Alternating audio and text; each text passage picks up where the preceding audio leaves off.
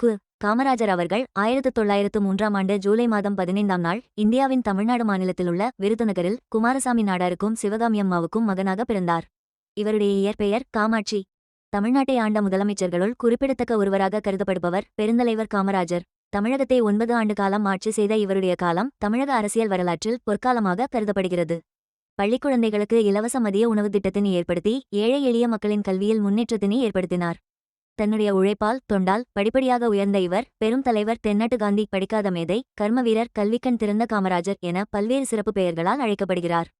சமுதாயத்தில் தாழ்த்தப்பட்டோர் மற்றும் ஏழைகளுக்கு நல்லது செய்யும் அவரின் தன்னலமற்ற தொண்டிற்காக இந்திய அரசு அவரின் மறைவிற்கு பின்னர் 1976ஆம் ஆண்டு பாரத ரத்னா விருதினை வழங்கியது. இந்தியாவின் மதிக்கத்தக்க 2 பிரதம மந்திரிகளை உருவாக்கி இந்தியாவின் கிங்மேக்கராக போற்றப்படுபவர் காமராஜர்.